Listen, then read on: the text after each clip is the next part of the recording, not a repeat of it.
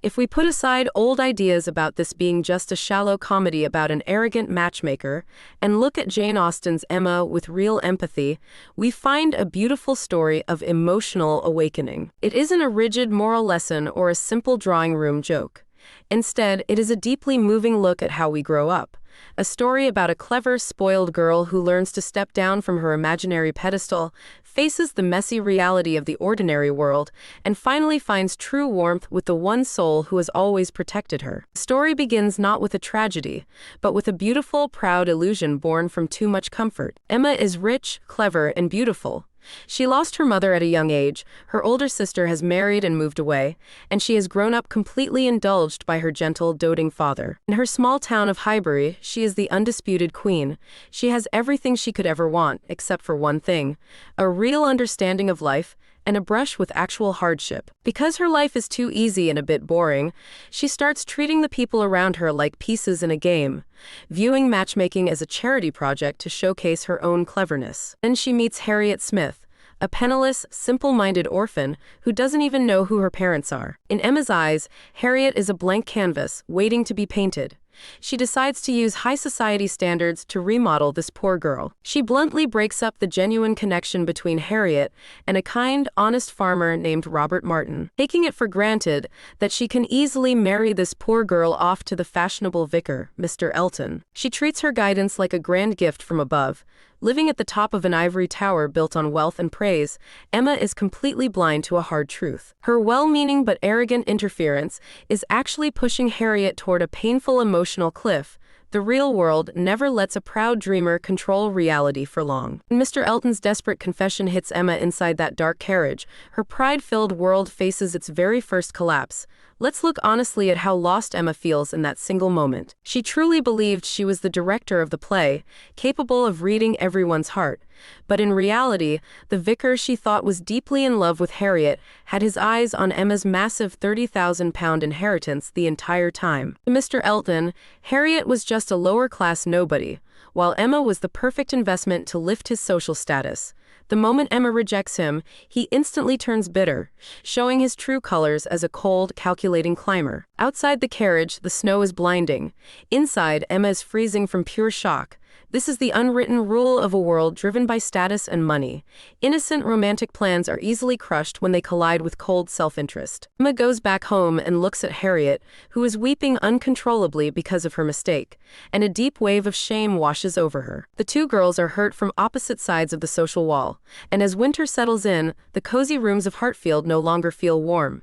Instead, a heavy, quiet awkwardness fills the house as the reality of the world sinks in. The turning point that truly wakes Emma up doesn't come from an enemy's attack, but from a painful lesson during a summer picnic. On top of Box Hill, desperate to maintain her image as the cleverest person in the room, Emma uses a sharp but cruel joke to publicly wound the helpless Miss Bates. In that exact second, Mr. Knightley, the neighbor who has known her all her life, understanding her better and holding her to a higher standard than anyone else, steps forward. Under the shade of the trees as the picnic ends and the carriages arrive, Mr. Knightley confronts Emma. He doesn't offer polite, empty social talk. Instead, with a voice trembling because he cares so deeply about her soul, he speaks to her with absolute honesty. Emma, you were cruel. She is poor, she is old, she has lost everything in life, and yet you used your wit to humiliate her in front of everyone. Was that worthy of her affection for you? Or the way you were raised? This is the most powerful and deeply human moment in the book. Mr. Knightley's words are not a cold, arrogant sermon.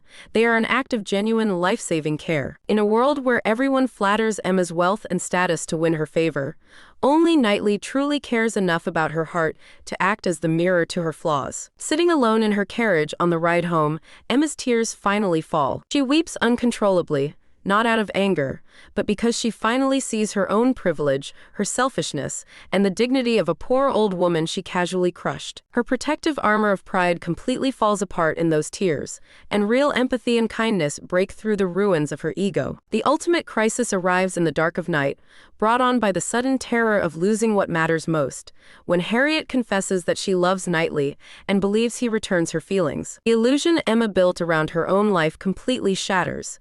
Faced with this terrifying moment, Emma does a completely honest audit of her own heart for the first time in her life. She realizes that her past games of playing matchmaker were just a young girl's way of hiding from real, vulnerable feelings. She finally hears the true beat of her own heart.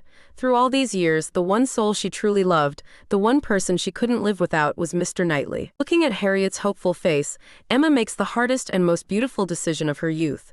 She chooses to let go. She prepares to accept the painful consequences of her own past behavior, even if it means watching the man she loves marry someone else. But in that exact moment of despair, Mr. Knightley returns to her through the rain. On the garden path drenched by the storm, Mr. Knightley completely drops the caution and restraint he carried for years, terrified that he has lost Emma to Frank Churchill. He holds her close with his rough, warm hands and speaks to her in the plainest, most honest words. "I cannot flatter you.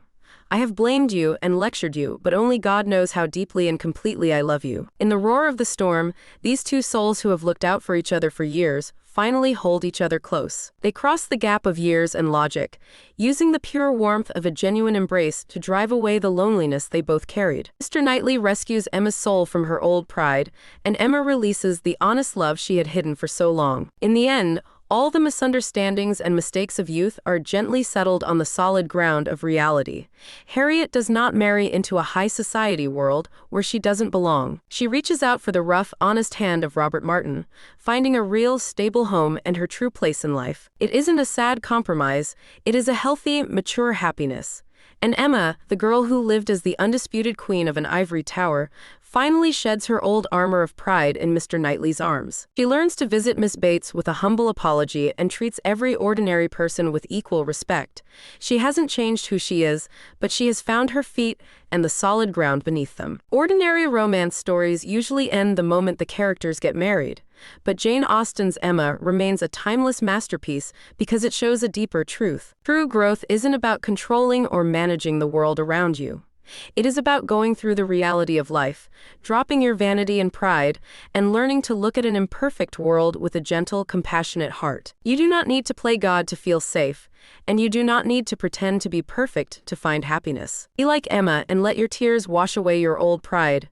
Be like Mr. Knightley and find the courage to reach out for a hand in the dark of a storm. Love a real person, protect what is clean and true, and trust that life will bring you back to a warm, safe place. Beneath the marble floors of wealth, status, and vanity, the solid earth is always waiting for you. The moment you drop the pretense and embrace life with an open, honest soul, you will find your way to a free path that belongs entirely to you. Undefeated, uncompromised, and absolutely free.